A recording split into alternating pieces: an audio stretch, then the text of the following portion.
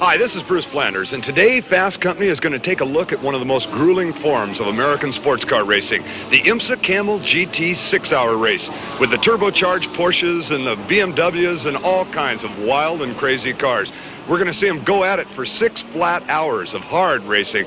And with me to take a look at what's happening, the inside view of it, Mr. Dan Haggerty, TV's Grizzly Adams, who owns a menagerie of sports cars himself, and Mr. Rob McFarlane, who won the Sebring race in 1979, the 12-hour, and is the reigning champion in the Champion Sparkplug Challenge series for sedans. And between the two of them, we've got it covered. Rob, there seems to be quite a field here today. Yeah, there sure is. There's about 65 of the most high-technology race cars ever assembled for a race in this country. They're going to be getting ready pretty soon. Here are some of the more significant cars and drivers for today's race. On the pole, it'll be John Paul Jr., along with his father, John Paul, in car number 8, a light blue turbocharged Porsche. Then John Fitzpatrick, last year's champion, will team with Jim Busby in a white Porsche, number 1, in fact. Then it'll be the number 9 Porsche, also a 935, with Bobby Rahal, one of the drivers, and he'll be co-driving along with Brian Redmond. Then we'll go to a bright red Porsche, number 30, also a 935, with Jochen Mass and his co-driver, Gianpiero Moretti. Then it'll be the white BMW M1C, car number 2, with David Hobbs behind the wheel. Co-driver for him, up-and-coming Formula One driver, Mark Scherer. Then it'll be the number 33 turbocharged Datsun with a driver named Paul Newman. It'll be interesting to see how he goes. Chris Cord will be carrying the Race Vision camera in his Chevrolet Monza along with his co-driver Jim Adams. And as we get ready to light them off and move them out onto the racetrack, there's a good inside shot of what you'll be able to see. But right now, let's go back to Phil. Well, we're nearing the start time for the LA Times Grand Prix. And Dan Haggerty, what do you think of this field? Well, I think I've never seen a bigger collection of more incredible cars in my life. The speeds they're going are incredible. The average speed, I guess, down the back straightaway is 190 miles an hour. Somebody just said one of the cars went 192.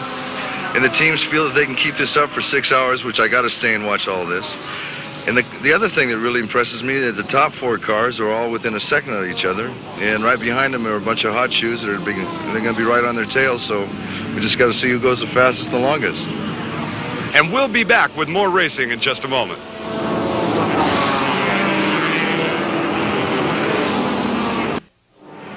Well, we are now ready for the LA Times Grand Prix. As they come off the corner, Rob, it looks like they're headed right for a green flag. Yeah, and there it is. They're off.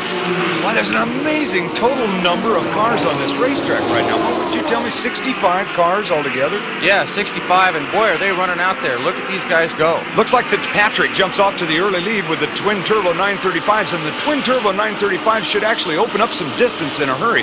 But don't they have a special name for endurance cars that get out quick like this? Yeah, they're called rabbits. We always talk about guys that run out at the front right at the beginning of a long race like this, and there's always the question, are these guys going to last? All right, well, it's a bunch of turbo 935s. I guess they're a gaggle when there's a whole bunch of them. But the 935's in front, number 1, Fitzpatrick. And in the second place spot, that's the light blue car of John Paul Jr., I think, behind the wheel right now. Fitzpatrick and John Paul Jr., go for it. And look at us, begins to warm up here at Riverside. And you can tell the people around in the grandstands taking off their T-shirts and soaking up the sunny Southern California sun. Yeah, look at these guys break away from the pack, too. They're really doing the rabbit trip now. All right. Go for it as we try to get a lot of distance out there, and there's a lot of different levels of cars on this racetrack at the same time. There's John Paul trying once again, trying to make a move on him. Well, I wonder, are these guys going to actually race this early in the race? I mean, if you get out there in a long endurance race and try to actually dice with somebody, you're taking a great chance of breaking the car. And that's usually considered to be really bad form in an endurance race. Now, when you say it's considered to be bad form, there's people follow this racing all over the world, and really it would be considered something dumb to go out early and brake like this, correct? In an endurance race, right. All right, now we've got a shot from the inside of Chris Cord's car, and Chris is in, according to my charts, 9th place at the moment, and apparently in traffic, as we can see with our onboard camera. What does it look like, Rob, from your angle? Well, everything looks pretty normal at this point in time. There shouldn't be too much dicing going on. And if you do dice, you tend to give way. In fact, it looks like Chris is getting ready to pass car number 46, Bob Aiken, especially the way Aiken's giving way to him there. Yeah, and it looks like Chris pulled off the pass, and now he's in 8th place. I had a chance earlier to talk to Chris about his car. It's an all-American car from top to bottom, comprised of 100% American components. And it's basically a reflection of the American hot rod industry, and the best that has to offer, and it's competing against the finest race car construction firms in the world, like Porsche and BMW. So it just shows that we can build a competitive car in this country. We're very proud to be running it. Chris Cord's got to be happy about his performance at the moment, but out in front of it, here comes the field, and they are running hard. It's that number 1 Porsche Turbo with Fitzpatrick at the wheel right now, and he is flat trying to run away from him, isn't he, Rob? Yeah, he is, and that's kind of unusual for Fitz. He often sits back in 2nd or 3rd place and lets everybody else make a bunch of mistakes. Well, we had a chance earlier to talk to John Fitzpatrick, and specifically to talk to him about race strategy during this 6-hour event. We'll go hard from the start like we would a sprint. I honestly expect the car to last, and there are enough good cars here that you can't afford to back off at the start and wait for them to drop out, because for sure somebody's going to go all the way through without backing off. So I think this will be a sprint, and a very good sprint. I know that there is a knob on the dash that allows you to turn the boost up, which changes the horsepower. What do you intend to do with the boost knob? Well, as you say, we can regulate the boost, which can vary the horsepower by as much as 150 horsepower. In qualifying, you turn the boost up to almost maximum for 1 or 2 laps, but of course the car wouldn't last very long. So we'll probably run at about 80% of maximum, which would represent probably between 650 and 700 horsepower on our car. And I'd probably play with the boost gauge a bit, you know. I'd turn it up to accelerate out the corners and then turn it back on the straight when you reach the high revs, because that's what does the damage. So I'd probably sort of play a tune on it. Well, at playing with the boost, Rob, apparently there is some playing with the boost going on out there on the racetrack right now. Certainly does. It looks like Bobby Rahal has played with his boost knob to quite a great extent there. That's Rahal on the right-hand side of the camera making a drive at everybody, trying to swoop 2 leaders at the same time. Let's see if he can pull that off. And it is Bobby Rahal jumping out in front. Strong drive as he plays with the boost knob, right? Well, we're going to tell you a little bit more about playing with the boost knob. We went to the Andile Factory Dyno in Costa Mesa, California, and the Andile motors are in a major portion of some of these competitive cars, and we had a chance to talk to them about dynos and about turbochargers, and we're going to let you in on a little bit of that.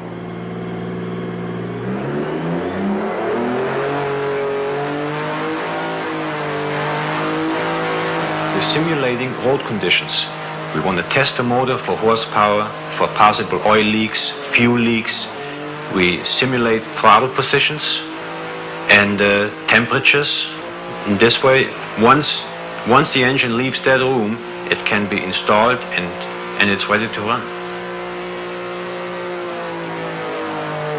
What we're looking at here is the latest version of a 935 Andile racing engine, where 15 years ago this engine started out to be a normal aspirated 2-liter 6-cylinder engine.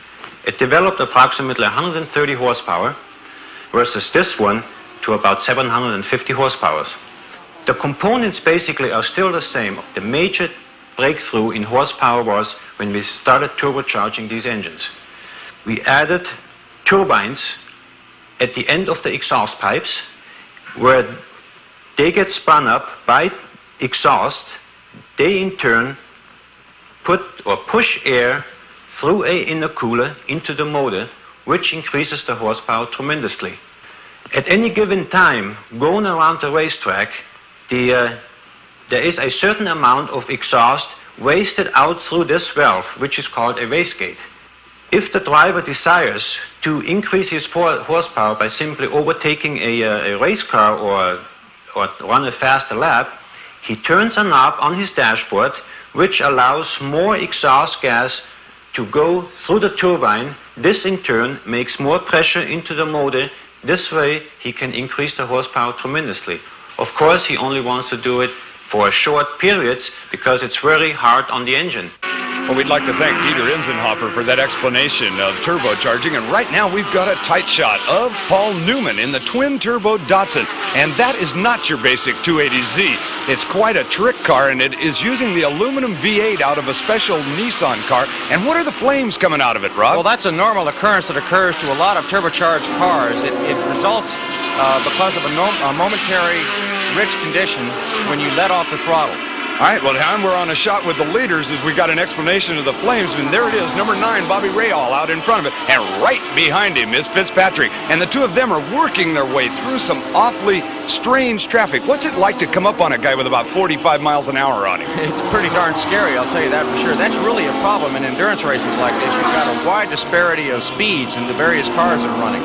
Well, we've got a shot of Rahal right there, tight shot of him, and here's the shot of the BMW M1C that we alluded to earlier. David Hobbs is behind the wheel of that, and it's a rather trick piece of equipment too, Rob. Well, this is a GT prototype car that is a new class. Oh, wait a minute, let me break in a second. That is Jacques Mart. Jacques Mart is apparently gone past the pit area. He's not supposed to do that. He's backing into the pits, right? Yeah, that's against all the rules. Okay, it doesn't matter what kind of racing you go to. You don't blow by the pit entrance and then back in. Wait, look out! Oh, he backed right over the pit man for the Mazda car, backed right into his leg, it looked like from here. There's people jumping all out to see what's happening. Jacques Mart has bent the wing on his car. He's probably... Oh, wow, now we got some action. That's Dennis Ossie in car 58 and Jack Dunham, and then Mike Meyer comes in and hits Dunham. Wow. We bent some machinery right there, and apparently everybody is physically okay out of this one, but there is some machinery out. There'll be a yellow flag in the corner, but they won't stop the race for this type of action, will they? No, they don't stop the race. They just put it... Oh, wait, they're taking the guy away now. Looks like he was hurt. Yeah, apparently some kind of a leg injury, and they're going to move him away. But right now, we're back out to the leaders because the yellow flag is only in one small part of the race course, and that is Bobby Rahal in the blue car holding the good line on Fitzpatrick. At least it looked like it from here. Right, he had the line. He had the line through 8. All right, now we've got a shot of the battle for about 4th place, if I've got my cards correct, and it's the red car, the number 30 Momo car with Jim Moretti at the wheel, and he goes in underneath a very smooth pass, but I don't think it was a pass for the top 4 spots. He's sitting in approximately 3rd or 4th. I'll check the charts and we'll know for sure. But it is a beautiful Porsche 935, and Newman apparently coming to a stop.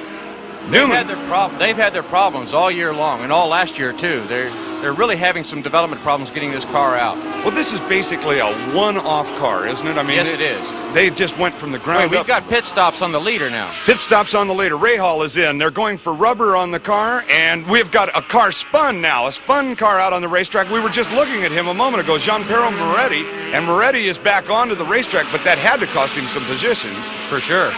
All right, Moretti getting back underway. A former motocross star gets it back onto the pavement right now.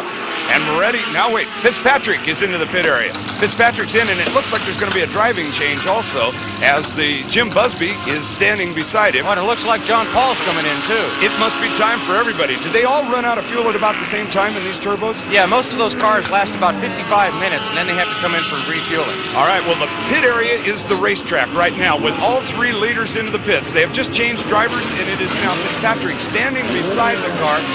And behind the wheel of it is Jim Busby as they get out of the pit area first. So the number 1 car, deserving that number 1 title, wins the race of the pit area right now. Now the question's going to be who's going to come out in 2nd place. Is it going to be John Paul Sr. or the Bobby Rahal car? Well, I'll tell you what, we're going to probably go back. There it is. There's a shot, a look at John Paul Sr., and he gets underway with a strong drive out of the far end of the pit area, and it looks like that would put him currently in 2nd place. Sure does. All right, well, we're going to be back with more racing from Riverside, California, right after this.